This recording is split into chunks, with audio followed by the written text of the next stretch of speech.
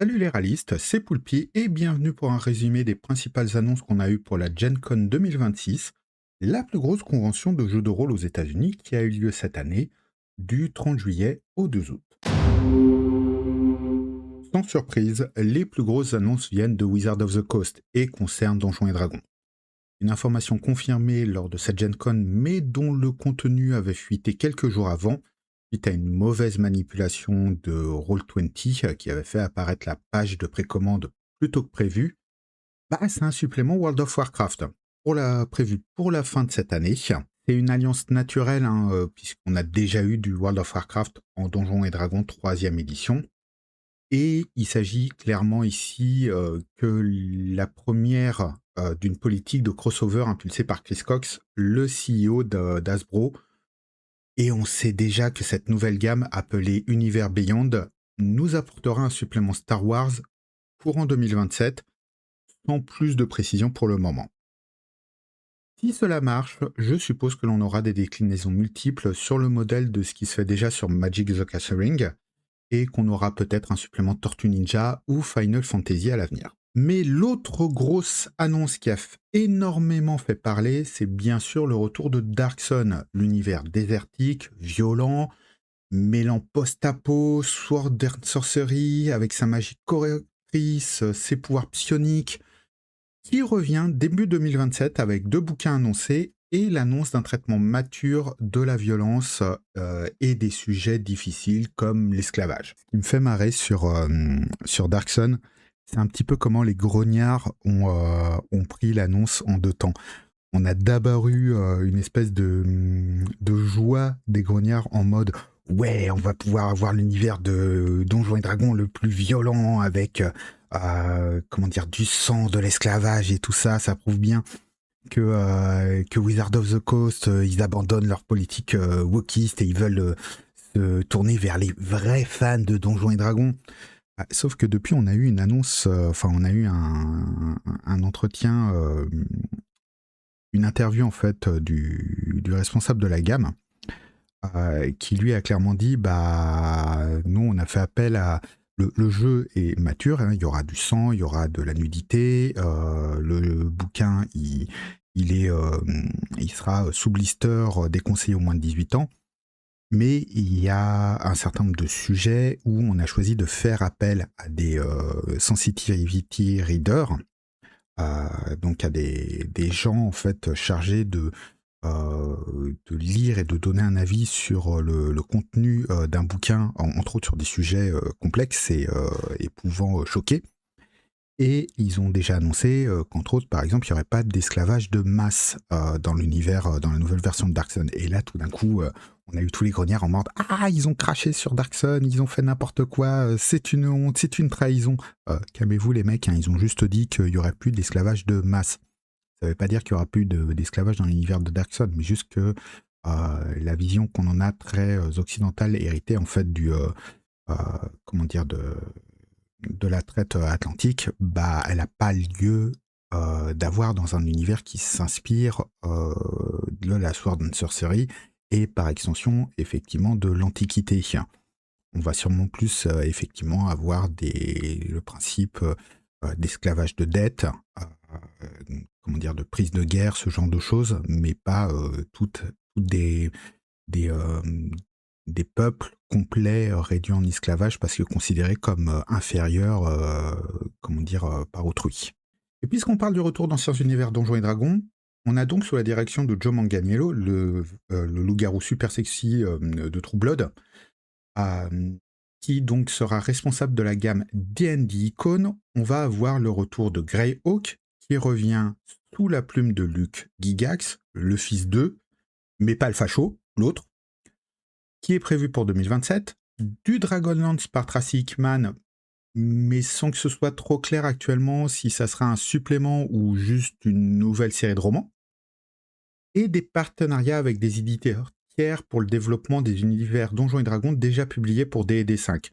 On a donc Cobalt Press qui prend en charge les Forgotten Realms, les Royaumes oubliés, Ghostfire Gaming qui va développer du Ravenloft, et Visionary Production qui est l'ancienne boîte fondée par Case Baker, qui a changé de nom donc suite au départ de Case Baker, qui récupère Eberron. Mais Wizard annonce déjà que d'autres partenariats sont prévus. On pourra donc peut-être effectivement voir des éditeurs tiers reprendre Spelljammer ou Planescape, qui pourront du coup avoir un suivi digne de ce nom. Chez White Wolf, c'est officiel, une 6e édition de Vampire est dans les tuyaux, avec une version en playtest qui est déjà disponible pour ceux qui le veulent. Je l'ai pas encore lu de mon côté, mais j'ai eu déjà quelques retours sur les forums et autres qui indiquent que c'est construit sur les bases de la 5e édition, mais qu'il y a quand même pas mal de changements, avec entre autres une très nette baisse du nombre de jets de dés effectués par le compteur, une fusion de la santé et de la volonté, un retravail de la gestion de la bête, et ainsi de suite. Au niveau visuel, on abandonne complètement les photomontages, et d'après ce que j'ai pu voir pour ceux qui étaient présents lors du panel consacré à cette 6e édition à la Gen Con, il semble que White Wolf veuille faire revenir en force le métaplot, donc l'histoire de fond de Vampire, donc avec sûrement le retour de la GN, des guerres entre Solo et Tremere, de Dimis sous forme de champignons dans les égouts de New York, et ainsi de suite. À noter que justement, lors de ces panels consacrés à cette 6e édition de Vampire, il a été déclaré que des équipes de White Wolf travaillaient sur des nouvelles éditions de Mage et de Changelin et de Vampire d'Arcade aussi, qui se reposeraient sur cette nouvelle édition de Vampire. Il est à noter par contre qu'aucune date ni aucun délai n'a été annoncé. Il a juste été effectivement indiqué que c'était en cours de considération et que des équipes allaient bosser dessus, sans plus de confirmation que ça aboutisse réellement du coup sur une nouvelle édition de Mage, une nouvelle édition de Changelin.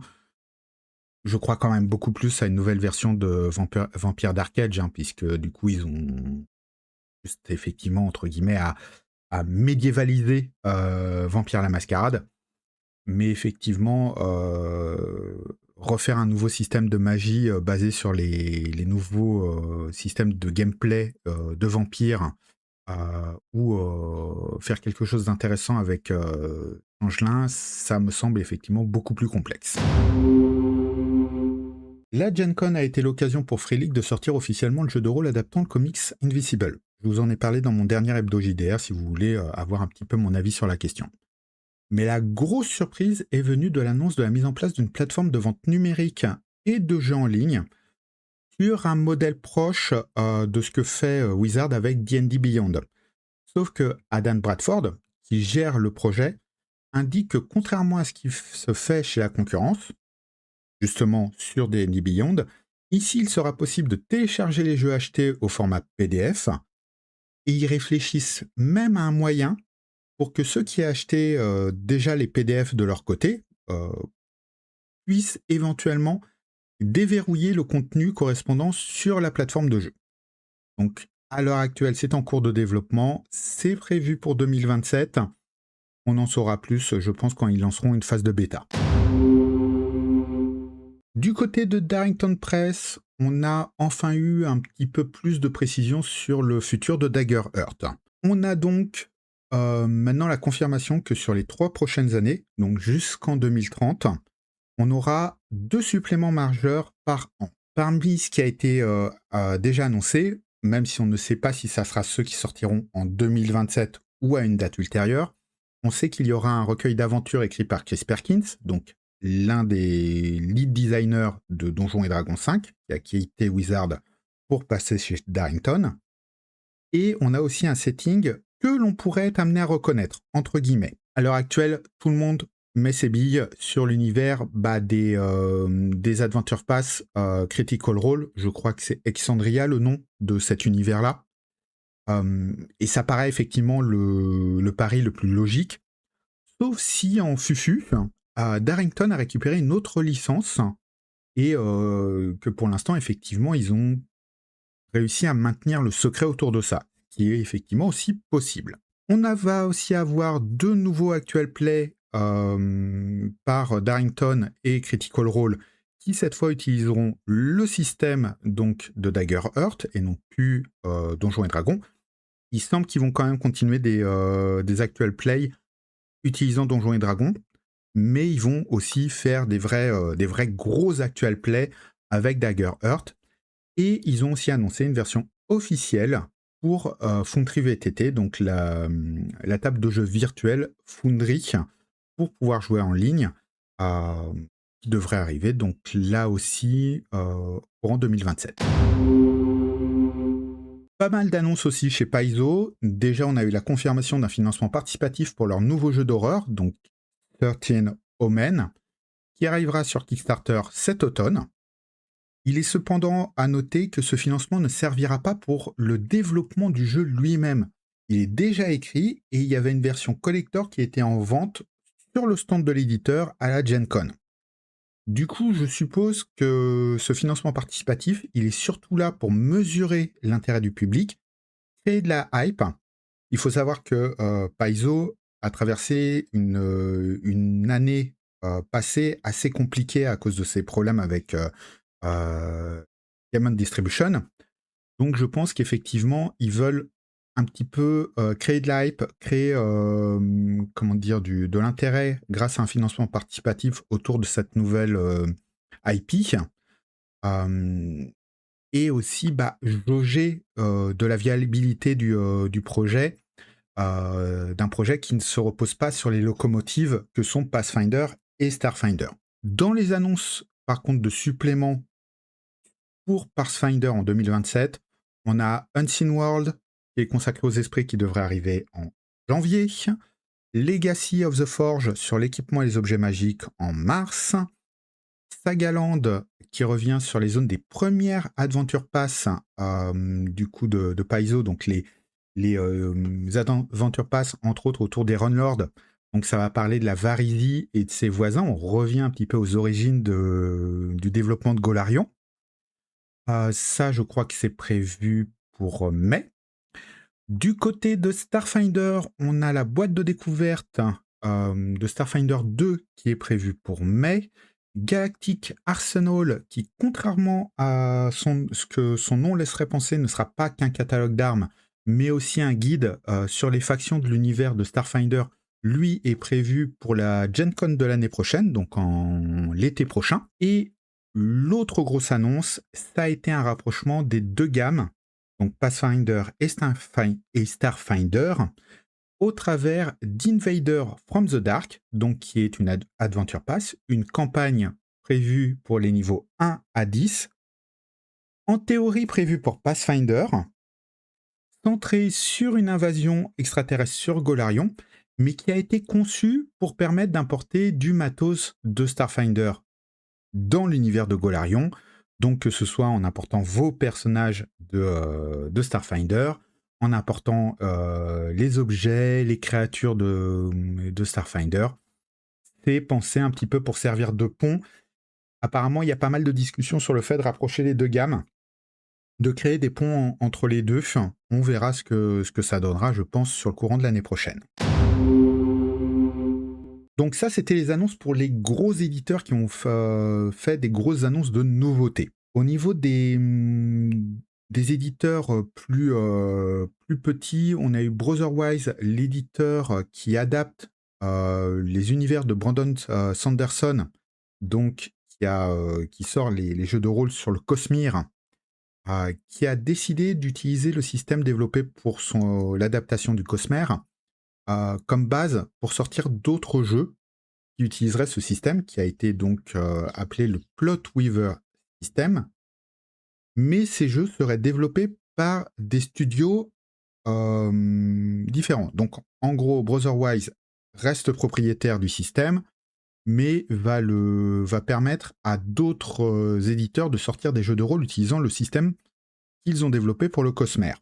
Là-dessus, il semble s'inspirer un petit peu de ce qu'a fait Monte Cook avec son Cypher System qui a permis de sortir par exemple des jeux comme Old God of Appalachia qui n'étaient pas développés en interne.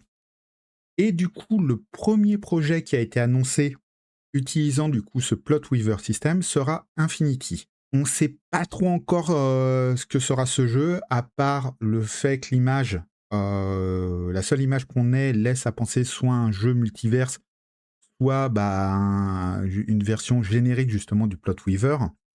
Par contre, ce qui m'intéresse, c'est que c'est un projet qui est développé par Together Studio, c'est-à-dire la structure créée par, Kes Baker, qui est donc l'auteur de Héberon, mon univers de Donjons et Dragons préféré, qui travaille aussi d'ailleurs sur des univers pour Dagger Heart, que j'attends avec impatience. Et Jan Ellis, qui est sa collègue avec laquelle il a fondé Together Studio, qui elle vient plutôt du monde du jeu de plateau, d'après ce que j'ai compris, et qui a l'air de plutôt se concentrer sur tout ce qui est développement de gameplay. À côté de ça, parmi les informations que j'ai pu glaner, j'ai vu qu'il y avait aussi la confirmation que le jeu de rôle Gloomhaven était enfin en démo, présenté à la Gen Con. Ce qui prouve que le projet qui a été quand même kickstarté en 2023 et sur lequel on avait très peu d'infos, existe toujours et continue son développement.